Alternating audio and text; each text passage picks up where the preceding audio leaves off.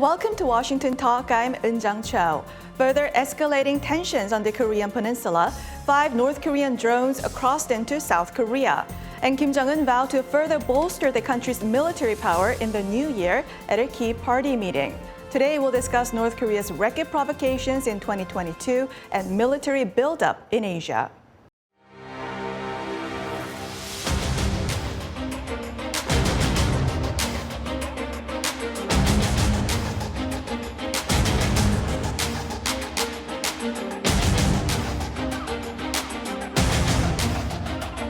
북한에게 도발에는 반드시 혹독한 대가가 따른다는 사실을 깨닫게 해야 합니다.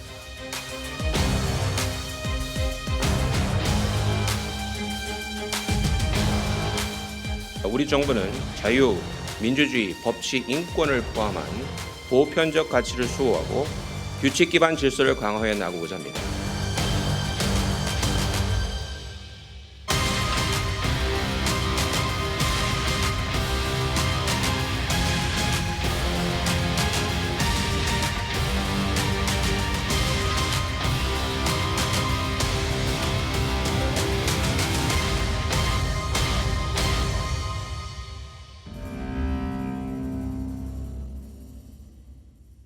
In the studio with me, Mr. Thomas Countryman, Chair of the Board of Directors of the Arms Control Association. Mr. Countryman served as Acting Undersecretary of State for Arms Control and International Security until 2017. He returned to the State Department as a Senior Advisor for International Security and Non-Proliferation until September of this year. Also joining us, Mr. Markus Garlauskas, a Senior Fellow at the Atlantic Council. Mr. Garlauskas was the National Intelligence Officer for North Korea on the National Intelligence Council until June of 2020. As NIO, Mr. Garlauskas led the U.S. intelligence community's strategic analysis on North Korea. Welcome to the program. Thank you. Thank you. Now, Mr. Countryman, North Korea fired a record number of 65 ballistic missiles this year, including 8 ICBMs. You were senior advisor to the ISN at the State Department until just a few months ago. Is it U.S. government's determination that North Korea has the capability to strike U.S. mainland with nuclear-tipped ICBM? Does North Korea have the re-entry capability as Kim Yo-jong claims to have? Secretary Robert Gates said in 2011 that North Korea will have the ICBM ready by 2016. First, let me say I don't speak for the State Department anymore. Secondly, North Korea's rhetoric always runs 1 mile ahead of its reality. Now, that said, the fact is that the DPRK possesses missiles that have the power, have the range to reach the United States. They are intercontinental ballistic missiles. What we haven't seen, what we don't know, is whether they have a reentry vehicle that is capable of delivering a nuclear warhead reliably and effectively. We just haven't seen the evidence of that. Now, Mr. Garlauskas, you were intelligence community's top analyst on North Korea. Given North Korea's aggressive acceleration in missile testings and given the imminent 7th nuclear test, what warnings would you give in the presidential's daily brief when it comes to a threat level? So just like Tom, I'm no longer in the government, of course, so I'm just speaking my personal views here. Overall, when you're looking at the threat from North Korea, it's important not to just focus on what's happened recently or maybe what's going to be the next step. You have to look further and as the threat is developing and growing. And the warning that I would give is that the potential for North Korean aggression is continuing to increase and is on a path to increase much further. And the challenges to our ability to deter North Korean aggression, the challenges that it poses to the United States, to South Korea, and other like-minded countries that want to prevent North Korean aggression, those are continuing to grow more difficult and more complex. And there's a couple reasons for that. The first reason is, as I think we've alluded already, is the growth in North Korean capabilities. So some of that is from the ICBM program, the nuclear program, the more strategic level threat that's growing to the U.S. homeland.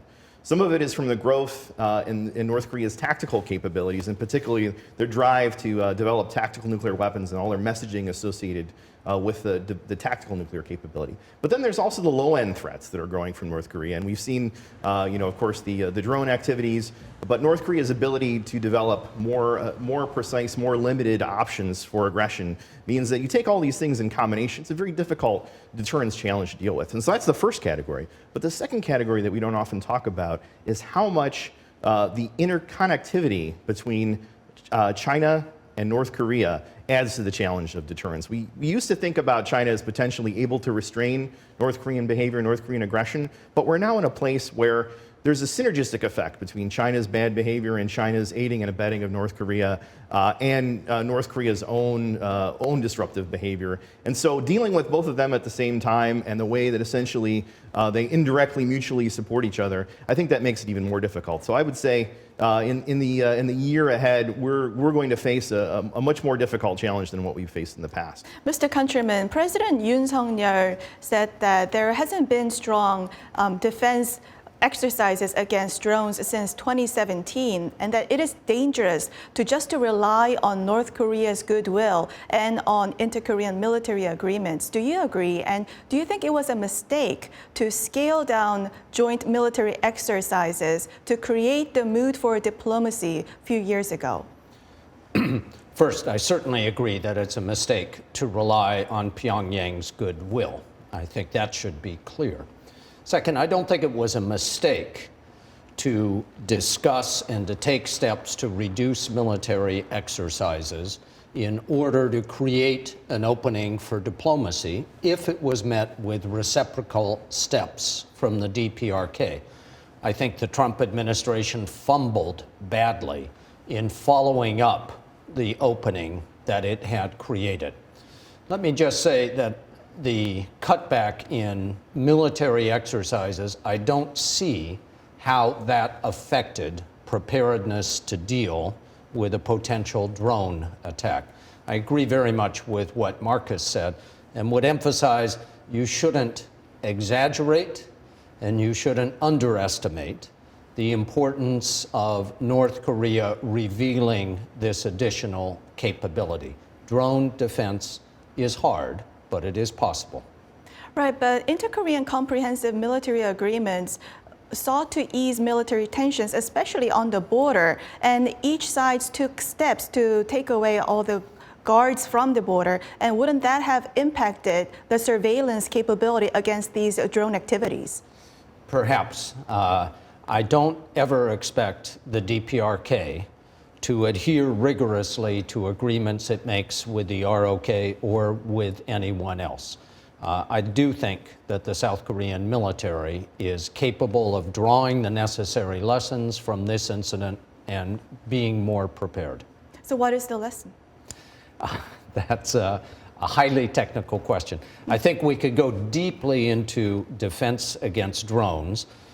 The most effective technologies in the future are likely to be non-kinetic, whether jamming or microwaves or lasers.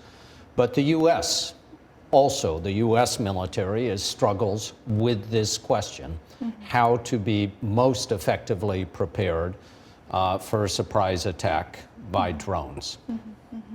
Now, Mr. Garlauskas, Seoul will spend $442 million to improve defense against drones.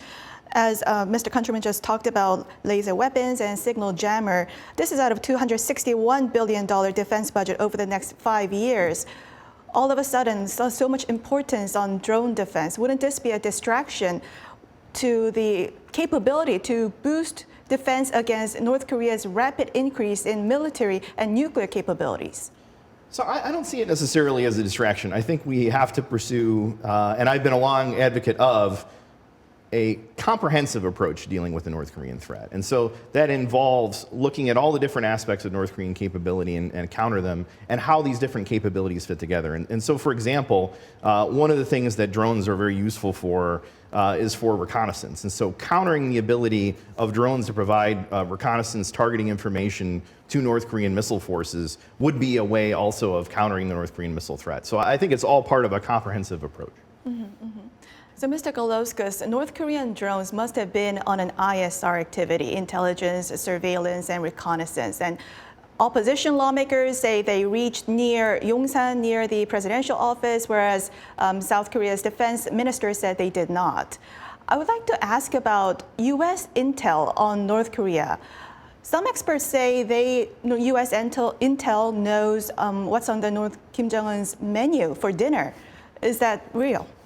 So I think it's building on something that Tom said earlier. It's important not to underestimate or overestimate. In this case, not to underestimate or overestimate what the U.S. intelligence community is capable of. And I'll leave it at that. All right. Now, Mr. Countryman, North Korea's ruling Workers' Party held plenary meeting, and Kim Jong-un set forth key goals for bolstering the self-reliant defense capability for 2023, signaling more provocations and more military activities in the new year. What is your outlook for North Korea's provocations in the new year? Would it be missile? Would it be nuclear? What capabilities would you like to bolster more? Well, as I said before, it's always difficult to predict what Pyongyang will do next. I think I can reliably predict that there will be a number of surprises, after which people like me will say, we were not surprised, we expected this. Certainly additional missile testing is in the offing. The number of missile launches in this year, 2022, is greater than the 5 previous years combined. And we certainly expect an additional nuclear test. Whether North Korea chooses to test a fully fledged thermonuclear weapon, that is a hydrogen bomb, or perhaps seeks to test a miniaturized version that is deliverable by missiles, is one of the choices that they're going to make. I do expect a stronger reaction from the international community to any nuclear test. The big question is whether China joins that stronger international reaction or sits again on the sidelines. Mr. Garlauskas, Kim Jong-un set out military modernization goals in 2021 Workers' Party Congress, and those included multi-warhead missiles, solid fuel long-range missiles, underwater launched nuclear missiles, and nuclear-powered submarines and hypersonic missiles. Is North Korea on track in its military modernization? Oh, that's a great question, and it sometimes can be hard to separate between the propaganda and the pronouncements that come from Pyongyang and the actual progress that they're making and what their true goals are. And so, looking at that whole list, I would de-emphasize the nuclear submarine and the submarine-launched ballistic missiles is something that it should not be as much of a concern. It's still a concern. And I've written on this in the past. What I think we should be more concerned about is the progress they're making toward being able to field systems that have multiple reentry vehicles for their intercontinental ballistic missiles, larger solid fuel missiles, the capabilities of their other shorter range systems, particularly the potential for a tactical nuclear weapon, and then of course the different measures they seem to be improving, the efforts to have maneuvering capabilities for their missiles, for their shorter range missiles, this work on a hypersonic glide vehicle, as you mentioned. These sorts of capabilities, I think, should be a real concern. It's hard to say exactly how much progress that they've made so far, but they're making progress, and that's the bottom line concern. So why should we watch out for these capabilities? Because they are so threatening, or because North Korea has refined its technology in those areas? So as North Korea's capabilities increase, I think it's logical to assess that North Korea's perception of its ability to escalate even in a limited way, and still be able to give the U.S. and South Korea alliance pause in how it responds. I think that's why it's a concern. I don't think North Korea is planning on starting a war intentionally in the next year, but I think as these capabilities improve, there's clear evidence that it gives North Korea more options and Kim Jong-il potentially more confidence in his ability to escalate his aggression. Let me underline that, because that is really the most important point, that it is not just that they have a greater diversity of nuclear options, but that greater diversity may give Kim Jong-un the incentive, the thought, that he can use them, that he can somehow control nuclear use without dooming his own regime. It's a dangerous thought for him, but also for the rest of us. And if I can build on that for a second, it's also dangerous to have tactical nuclear weapons in play because of the potential that there could be in a conflict someone other than Kim Jong-un who ends up having the authority to employ these weapons. And tactical weapons could be targeted at South Korea. Certainly, yes, absolutely. Now, Mr. Garlauskas, Asian neighbors are reacting to North Korea's increased threat. South Korea announced $261 billion defense budget increase, which is a 6.8% annually. Japan decided to double its defense budget.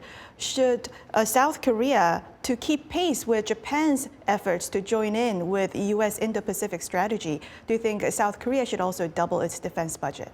So I think the context here is very important. South Korea already spends almost 3% of its GDP on defense. And Japan, over a 5-year period, I understand the plan is to go from about 1% to about 2%. And so South Korea is already spending a significant portion. Now, I would say, would it be helpful for South Korea to increase its defense spending to deal with the threats and challenges in the Indo-Pacific? Absolutely. To increase the ability to to be interoperable with the U.S. and other allies? Absolutely. But does that have to be on the scale of a doubling? I don't think so. And I think a lot of it is in how the money is spent as opposed to the amount. I think that there are ways to be more efficient and more strategic. And this is something, of course, I've written on in the past. Now, Mr. Countryman, the White House said Japan's defense investment will also strengthen U.S.-Japan alliance. On the flip side, if Japan does not spend so much on military and defense spending, would that weaken U.S. interest in the region? And is Japan's military buildup a positive or a negative for South Korea? Let me say that Japan and South Korea, although neither of them like to hear this, are in a similar situation. They face a serious threat from the DPRK and potentially a very serious threat from China. They have an equal responsibility not only to rely on the United States for defense, but to build up their own capabilities. Extended deterrence means not relying solely on a U.S. nuclear deterrent, but having a capability for self-defense and being able to work with, to rely on, and to trust allies. And this is and should be more effectively a trilateral alliance among the United States, the ROK, and Japan. It is the common threat we face, and to the extent politics prevents cooperation, then the size of the defense budget is less relevant. But a Japan that is more concerned with providing for its own defense is a positive for all three countries. How far does the U.S. want Japan to grow its military powers? The two countries were former enemies, now they're allies. But when we look at this in the perspective of the balance of power perspective, would this become a dilemma to the United States if Japan grows its military powers more than China? So I don't speak for the U.S. government on this, but I would say Japan is a responsible democratic country that's a positive actor and a force for stability. The government that made the decision to attack Pearl Harbor is a very different one than the government that exists in Japan today. So I think seeing a stronger, more capable Japanese military in close cooperation with Republic of Korea, with the United States, I think is a positive thing for stability. And I wouldn't be fearful of a more militarily capable Japan. I think it's a very different situation now than it was decades ago. The Asian nations, including South Korea, are fearful or concerned about Japan building up its military powers. How should South Korea look at this from the perspective of U.S., Japan, ROK trilateral coordination? Well, first, let me say I agree with Markus that it is a net benefit that Japan is an extremely different country than it was 100 years ago. I know that history is a powerful political force in Japan and Korea and elsewhere. But a government that fails to look at today, at today's interests and threats, is failing its people. And the most important thing that the governments of Japan, the ROK, and the United States can do together is to build a rational system of integrated, extended deterrence that does not rely solely on one country, but one in which each takes part. The failure to distinguish between yesterday's threats and today's threats would be a serious mistake for any of the governments in the region. Mr. Garlauskas, Seoul unveiled its Indo-Pacific strategy, aligning with the United States by saying that it will seek rules-based order. However, it didn't define China as a threat, whereas Japan and the United States called China a pacing threat, and then also changed a challenge to status quo. Would the gap in the perception become an impediment in trilateral coordination in the future? So I see this more as a glass half full than a glass half empty story. I think you highlighted the level of alignment, but also I would say the perception is maybe not as divergent as this publicly facing document would indicate. When you look at the polls, and there's been some great analysis on this, the South Korean people, the majority of the South Korean people do see China as more of a challenge and a threat than as a positive actor. The most recent poll that I've seen actually suggests that the majority of South Koreans believe that China in 10 years will be more of a threat to South Korea's security than North Korea. And so I think what we're seeing is the evolution of the public position in the documents, but I think there's actually a lot more of a alignment overall between the views of the United States and South Korea and even Japan than it would appear at first glance. So you talk about the need for self-defense, and that's the main reason why 70% of South Koreans want to develop their own nuclear weapons for the self-defense. Some question the credibility of U.S. nuclear umbrella. Do you think the South Korean case, facing increased threat from North Korea, that is the case for NPT Article 10? And should South Korea only think about the legality of this issue or think about the consequences? This is not a case for Article 10 of the Non-Proliferation Treaty, which allows for withdrawal if one's supreme national interests are threatened. Let me make several points on this because it's something I believe very strongly. First, there may be reasons after the Trump administration to doubt the credibility of the U.S. nuclear deterrent, but it has always been a mistake for either Japan or the ROK, or for that matter, Europe, to believe that its ultimate defense lies only in the United States nuclear deterrent. What we can rely on is the capability and determination of individual states to provide for their own defense in alliance with others. That's what extended deterrence is about. You don't get deterrence on the cheap by relying only on nuclear weapons, either your own or someone else's. So as far as the NPT and an idea of the ROK building its own nuclear weapons, a few key points. One, this is not just a legality, a technicality, the Non-Proliferation Treaty. It is the very centerpiece of a non-proliferation system that has served the security interests of the ROK and the entire world very well.